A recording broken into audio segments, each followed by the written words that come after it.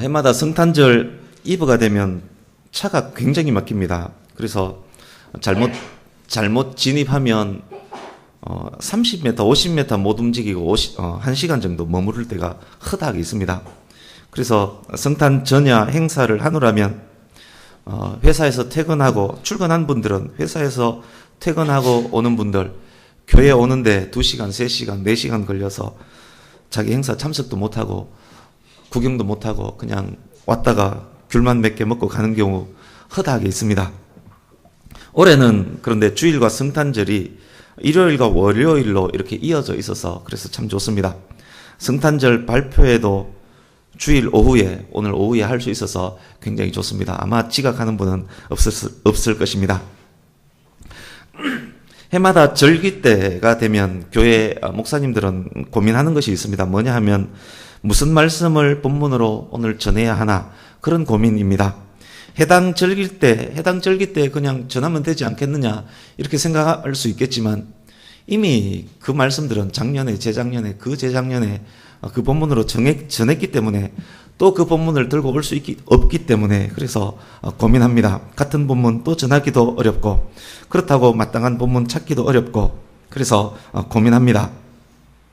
저도 고민이 있었습니다. 주간 성경 읽기 90주를 나눠서 성경 일독을 하고 있는데 저도 같이 하고 있는데 그 중에서 본문을 정하기로 이렇게 약속을 했었고 또 지금까지 잘 지켜왔었습니다.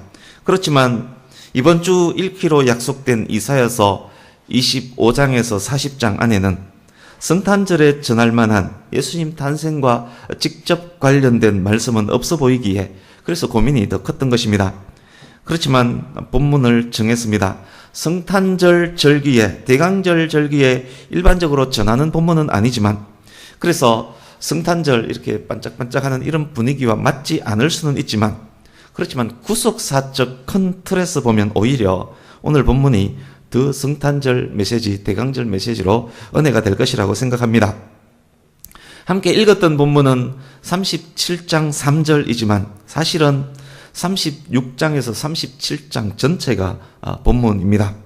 36장에서 37장 전부를 오늘과 내일 성탄절 감사 예배 때 내일 이어서 전하려고 합니다. 그래서 성탄 전야와 성탄절이 주일과 월요일로 연결되어 있기 때문에 좀 많은 범위를 잡아서 이틀간에 전할 수 있어서 굉장히 감사하고 좋습니다. 잘 아시겠지만 이사야서는 크게 두 부분으로 나눌 수 있습니다. 이사야서는 66장까지 있습니다. 성경 전체는 구약 39권, 신약 27권, 총 66권입니다. 이사야서 1장에서 39장까지 어떤 주제인가 하면 범죄하고 회개하지 않는 이스라엘에 대한 심판의 메시지가 1장부터 39장까지 이사야서의 주제입니다. 40장부터 66장까지는 구원하실 메시아, 고난받는 종에 초점을 맞추고 있는 부분이 40장에서 66장까지입니다. 그래서 이사야서 메시지를 요약하면 심판과 구원이라고 할 수 있습니다. 심판과 관련된 전반부 1장에서 39장은 구약성경 39권을 연상하게 하고 실제 메시지도 구약성경 전체의 메시지와 비슷합니다. 후반부 40장에서 66장까지 27장은 신약성경 27권을 연상하게 합니다. 말씀드렸듯이 후반부 역시 신약의 메시지와 그렇게 연결이 됩니다. 그래서 이사야서를 성경 전체의 축소판이라고 부릅니다. 부를 만한 충분한 이유가 있는 성경입니다. 이사야서 1장에서 66장까지 전체에서 구조적으로 중심부에 위치하는 부분이 36장에서 39장입니다.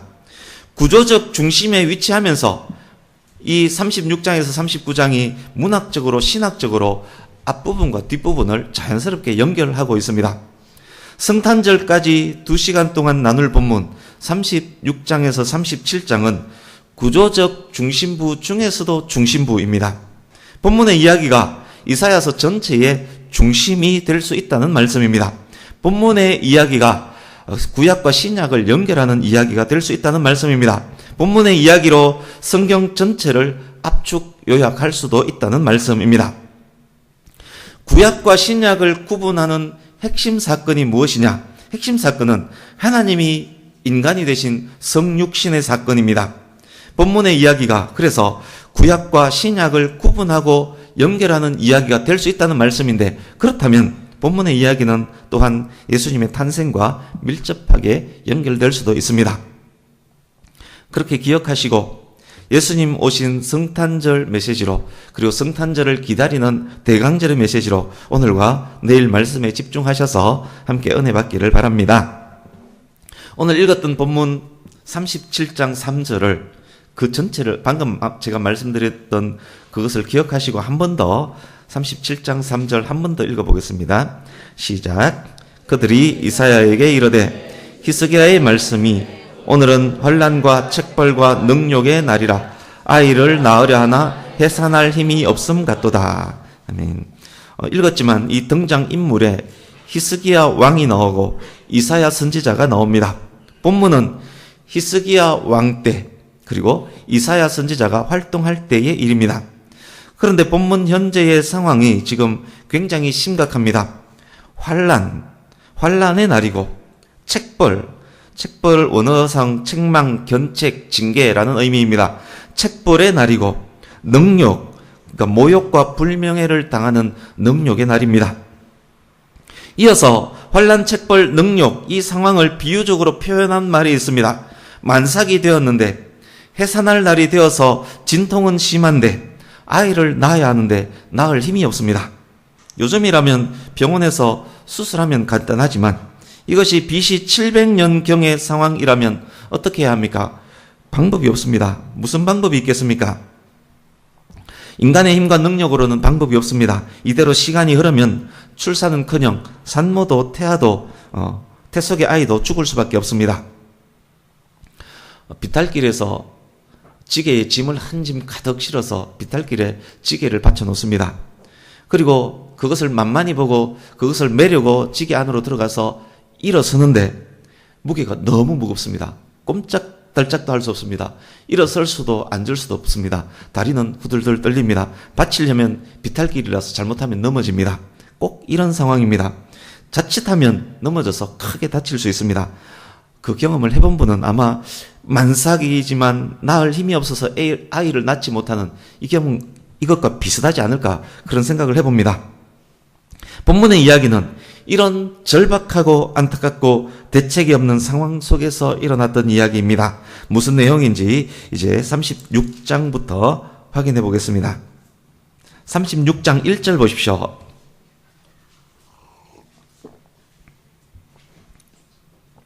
히스기야가 왕이 된 지 14년이 된 때, 북이스라엘이 아수르에 망한 지는 이미 20여 년이 지난 때입니다.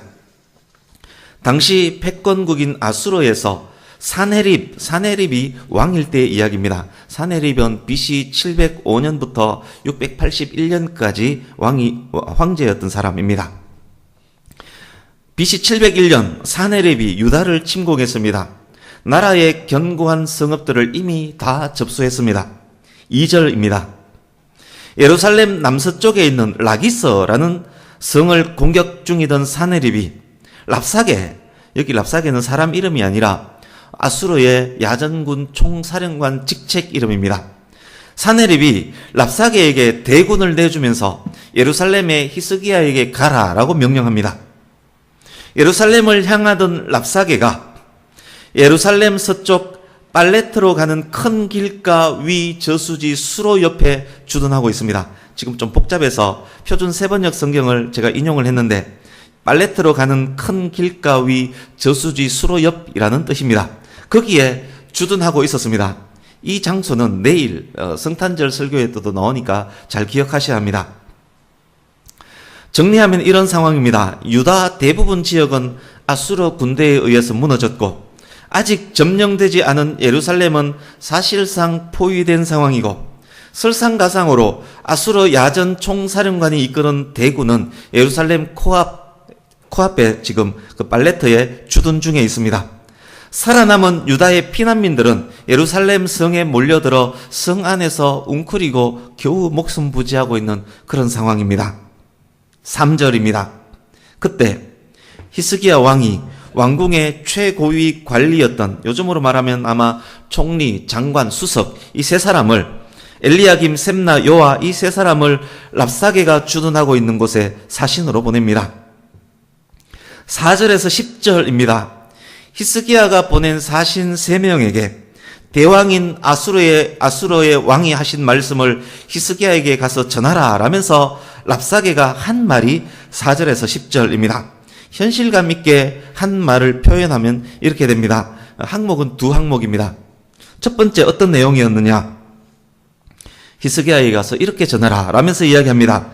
바보 같은 이 히스기야야, 너 도대체 뭘 믿고 그렇게 까부느냐? 유다에는 지금 계략도 용맹도 없지 않느냐? 전쟁을 입으로 하냐? 전쟁을 주둥이로 하냐? 네가 애굽의 지원을 기대하고 있는 거냐? 애굽은 지금 상한 갈대 지팡이와 같다. 애굽을 의지하다가 부러진 갈대에 네가 다칠걸? 애굽은 나일 강가에 갈대가 워낙 많습니다. 그래서 갈대는 애굽을 상징하는 풀이기도 합니다. 애굽을 의지하다가 부러진 갈대에 네가 다칠걸? 우리 내기할까? 말 2,000마리 내줄 테니까 말 탈 사람 2,000명 한번 만들어 봐라. 너희 군대는 우리 총독 1명이면 끝장낼 수 있다. 기마병 2,000명도 없으면서 무슨 애굽을 의지하고 무슨 애굽의 말과 전차를 얻을 생각을 하느냐. 당시 애굽은 말이 유명한 나라입니다. 그래서 애굽의 주요 수출 품목 중에 말이 있습니다. 그래서 애굽을 의지한다는 것은 애굽에서 지원받는 말과 전차를 기대한다는 의미입니다. 그래서 히스기야에게 이야기합니다. 기마병 2,000명도 못 낼 거면서 무슨 애굽을 의지하느냐? 웃기고 있네, 까불고 있네. 이렇게 이야기한 것이 첫 번째 항목입니다. 두 번째 항목은 이렇습니다. 네가 여호와 하나님을 의지하느냐? 크크크 웃기고 있네. 히스기야가 종교개혁 한답시고 얼마나 많은 산당과 제단들을 두들겨 부쉈냐? 그 중에는 여호와를 위한 제단도 있었지 않느냐? 여호와의 제단을 두들겨 부순 사람이 무슨 하나님을 의지한다는 말이냐? 우리가 예루살렘을 쳐부수고 있는 것이 하나님의 뜻인 줄 너 왜 모르느냐? 여호와께서 내게 예루살렘에 올라가서 쳐서 멸하라고 명령하셨다. 이게 하나님의 뜻인데 너희가 살기 위해서 하나님을 의지한다는 것이 말이나 되느냐? 이렇게 이야기하는 것이 4절에서 10절 장면입니다. 랍사게가 전한 아수르 왕의 말은 한마디로 유다가 의뢰하고 있는 것, 그나마 유다가 기대하고 있는 그 모든 것들을 깔아뭉개는 말들입니다. 세상의 나라나 하나님 무엇을 의지해도 아수르는 못 당한다는 말입니다. 그러니 좋게 말로 할 때 협상에 응하고 항복하라는 말입니다. 그런데 매우 특이한 것이 있습니다. 현 상황에서 랍사게가 한 말 상당 부분이 사실입니다. 상당 부분 일리가 있는 말입니다. 이사야서에 이미 언급된 내용들, 이사야가 주장한 내용들과 상당히 일치합니다. 지난주에도 말씀드렸지 않습니까? 하나님께서 깃발을 꺾고 아수르를 불러오겠다라고 말씀하지 않았습니까? 7장에서 10장에서 이미 아수르의 침입이 하나님의 선지자에 의해서 예고되었었습니다. 애굽이 힘을 잃는 것, 그것 역시 지난주에 드린 말씀입니다. 랍사게의 말대로 이미 성들은 무너졌고 수도 예루살렘마저 포위된 마당에 마땅한 전투력이 있을 리도 없습니다. 전차 200대가 실제로 주어진다 할지라도 그것을 탈 만한 기마병도 없는 그런 상황입니다. 11절입니다. 11절이 10절에서 이어지는 이야기라면 랍사게와 3명의 사신이 대화하고 있는 이곳은 공개된 장소입니다. 3명의 유다 고관들, 랍사게가 하는 말을 듣고 보니 반박할 말도 없고 따질 말도 없고 내세울 무기도 없습니다. 기세를 잡은 랍사게의 목소리는 더욱 커집니다. 많은 유다 백성들이 성벽 위에서 두려운 얼굴로 이 장면을 보고 듣습니다. 3명의 유다 고관들이 랍사게에게 무슨 말을 하는지 보십시오. 이렇게 말합니다. 사령관님, 제발 목소리 좀 낮추십시오. 우리는 당신의 종입니다.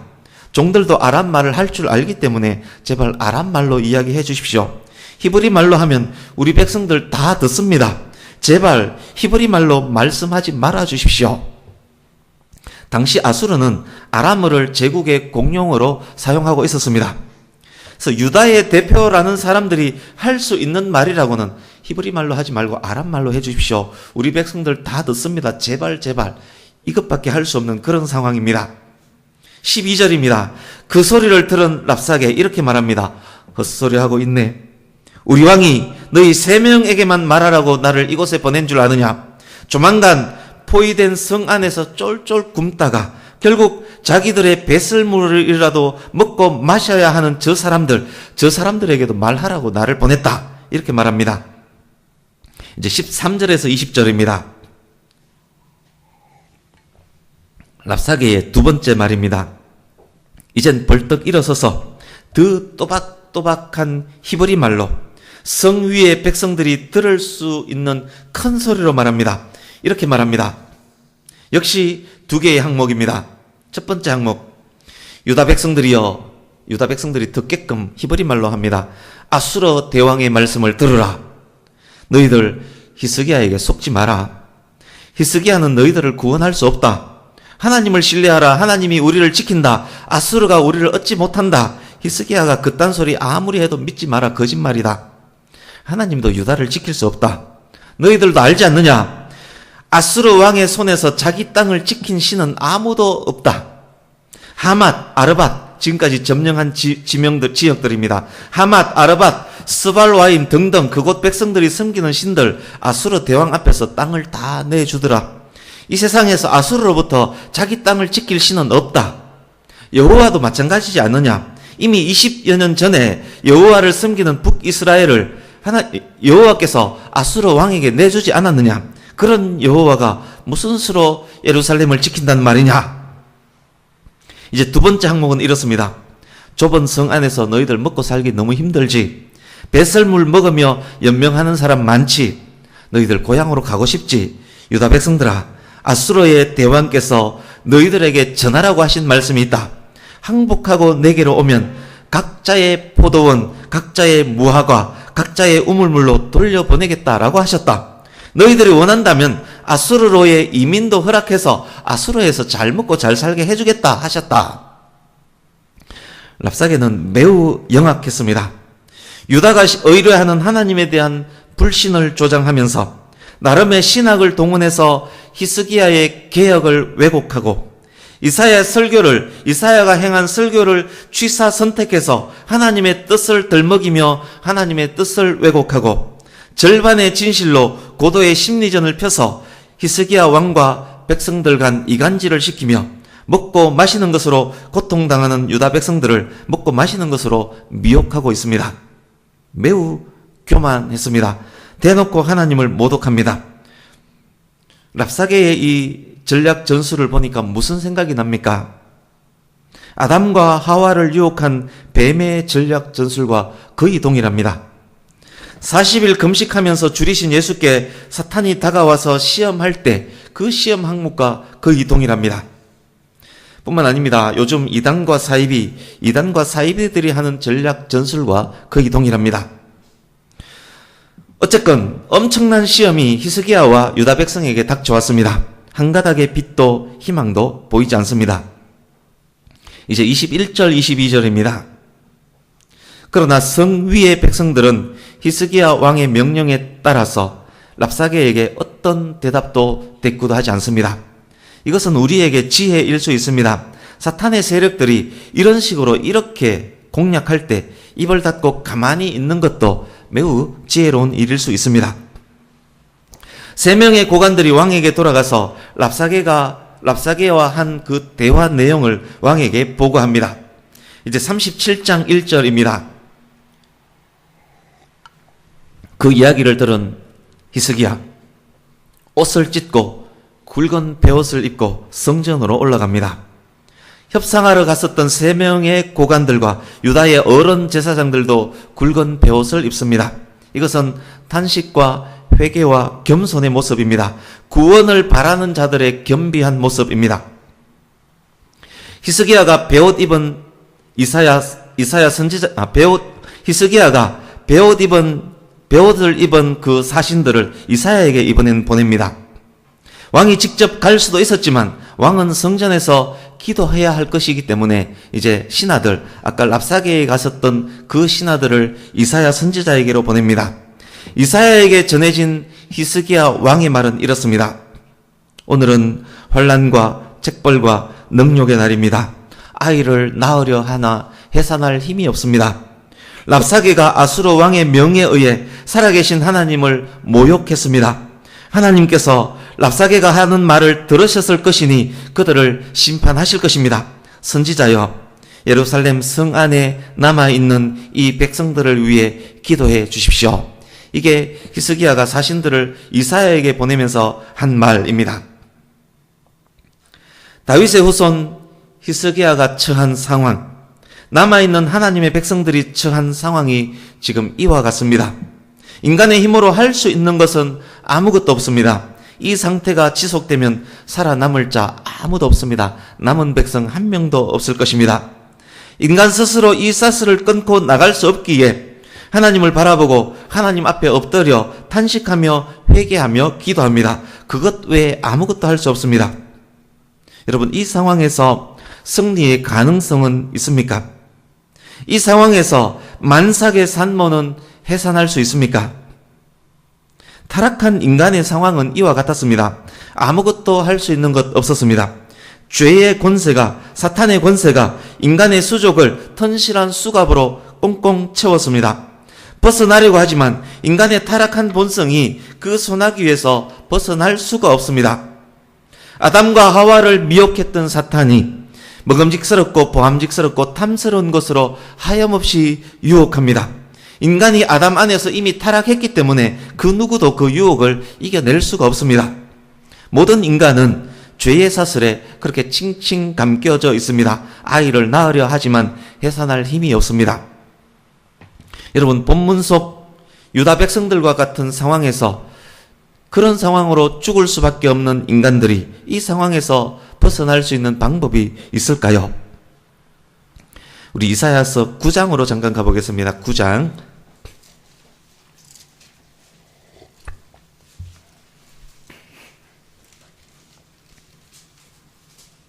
이사야서 9장 1절 2절. 이 말씀은 신약 성경에서 내일도 인용이 될 것입니다. 내일 말씀에서도 인용이 될 것입니다.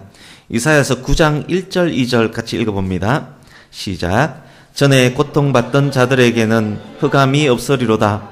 옛적에는 여호와께서 스불론 땅과 납달리 땅이 멸시를 당하게 하셨더니 후에는 해변길과 요단 저쪽의 이방의 갈릴리를 영화롭게 하셨느니라. 흑암에 행하던 백성이 큰 빛을 보고 사망의 그늘진 땅에 거주하던 자에게 빛이 비치도다. 아멘. 고통받던 자들, 멸시 천대받던 백성들, 흑암에 행하던 백성들, 사망의 그늘진 땅에 거주하던 자들이 있습니다. 그런데 그들이 거하던 땅이 영화롭게 되고 그들 백성들에게 빛이 비칩니다. 이 빛이 무슨 빛입니까? 어디로부터 나온 빛입니까? 이사야서 9장 6절 7절도 같이 읽습니다. 9장 6절 7절 시작. 이는 한 아기가 우리에게 낳고 한 아들을 우리에게 주신 바 되었는데 그의 어깨에는 정사를 메었고 그의 이름은 기묘자라 모사라 전능하신 하나님이라 영존하시는 아버지라 평강의 왕이라 할 것임이라. 그 정사와 평강의 더함이 무궁하며 또 다윗의 왕좌와 그의 나라에 군림하여 그 나라를 굳게 세우고 지금 이후로 영원히 정의와 공의로 그것을 보존하실 것이라. 만군의 여호와의 열심히 이를 이루시리라. 아멘. 이 빛은 하나님으로부터 온 빛입니다. 이 빛은 하나님께서 하나님의 열심으로 직접 이루신 빛입니다. 하나님의 열심, 이것 역시 내일 반복되어 나올 것입니다. 아이를 낳으려 하나 해산할 힘이 없는 백성들을 위해서 하나님께서 한 아기를 이 땅에 보내십니다. 그 아기는 기묘자요 모사요 전능하신 하나님이요 영존하시는 아버지요 평강의 왕입니다. 이 아기가 사람 스스로는 도저히 할 수 없는 일을 할 수 있도록 만들 것입니다. 이 아기가 아이를 낳으려 하나 해산할 힘이 없는 인류에게 해산할 수 있도록 할 것입니다. 이 아기가 흑암과 고통 속에 있는 백성들을 살릴 것입니다. 여러분, 오늘 본문으로 다시 갑니다. 여러분, 본문의 히스기야와 유다 백성이 승리할 수 있을까요? 만약 승리한다면 그것은 스스로의 힘일까요? 아닙니다. 만약 승리한다면 그것은 오직 하나님의 은혜입니다. 오직 하나님의 열심히 이루신 일입니다. 어떻게 승리하는지, 하나님께서 왜 승리하도록 하시는지 내일 성탄절 예배 때 이어지는 이야기는 계속 말씀드릴 것입니다. 이제 말씀을 맺으려 합니다. 위기 상황에, 흑암의 상황에 있는 사람들이 그 상황에서 벗어나려고 한다면, 하나님의 은혜로 스스로 할 수 없는 일을 하려면 먼저 어떻게 해야 하는지, 죄의 사슬에서 해방되려면, 흑암과 고통 속에서 해방되려면 무엇으로부터 시작해야 하는지를 오늘 그것만을 확인하고 마치려고 합니다. 이 말씀이 내일 말씀과 그대로 연결이 될 것입니다. 이사야서 37장 1절 2절 우리 다 같이 함께 읽습니다. 1절 2절 시작. 히스기야 왕이 듣고 자기의 옷을 찢고 굵은 베옷을 입고 여호와의 전으로 갔고, 왕국 맡은 자 엘리야김과 서기관 셈나와 제사장 중 어른들도 굵은 베옷을 입으니라. 왕이 그들을 아모스의 아들 선지자 이사야에게로 보내매. 아멘. 할 수 있는 것이 아무것도 없을지라도 자기가 처한 환경, 죄 속에 사는, 안타까운 상황 속에 사는 이 환경의 비참함을 깨닫고 하나님을 바라보며 탄식하며 회개하며 겸손하게 엎드릴 때, 그때 하나님께서 하나님의 열심으로 일을 이루십니다. 그때 하나님의 은혜가 임합니다. 신약을 살고 있는 우리들도 마찬가지입니다. 인류가 타락해서 흑암 속에, 고통 속에 성도가 할 수 있는 것 아무것도 없을 때 우리가 할 수 있는 것 무엇이겠습니까? 꿇어 엎드려 겸비하게 하나님께 기도하면 결국 하나님께서 독생자 예수님을 이 땅에 다시 보내시게 될 것입니다. 우리의 구원, 우리의 성도됨, 우리의 자녀됨, 우리의 승리는 여기서부터였습니다. 우리에게 임한 가장 크고 놀라운 은혜가 무엇입니까? 죄에 매여 울부짖으며 하나님 바라보고 기도하던 인류에게 주신 가장 큰 하나님의 선물 무엇입니까? 우리에게 주신 가장 큰 선물, 구원자 예수 그리스도입니다. 오늘이 대강절 마지막 주일입니다. 본문의 유다처럼 해산할 힘이 없는 그때에 절망과 고통 가운데서 오직 하나님의 구원을 갈망하며 기도하며 기다리는 것, 구약의 성도가 그리스도의 초림을 기다리는 것, 신약의 성도가 그리스도의 재림을 기다리는 것, 그것이 대강절의 의미입니다. 그렇기 때문에 성탄이 더욱 기쁘고 감사하며 더욱 하나님께 영광 올려드리는 날인 것입니다. 신약의 성도인 우리에게 예수 그리스도의 재림과도 말씀드렸듯이 그렇게 연결되기 때문에 성탄절이 더욱 의미가 있는 것입니다. 그래서 오늘, 내일, 특히 이 예배가 성탄의 기쁨, 승리의 기쁨, 감사가 넘쳐나는 성도됨으로 인하여 우리의 일평생, 남은 일평생까지 예수님으로 인해 더욱 큰 기쁨과 감사가 넘쳐나기를, 우리의 삶이 그런 기쁨과 감사의 삶이 되기를 이 대강절 마지막 주간에 예수님의 이름으로 그렇게 축복합니다. 아멘. 기도하겠습니다.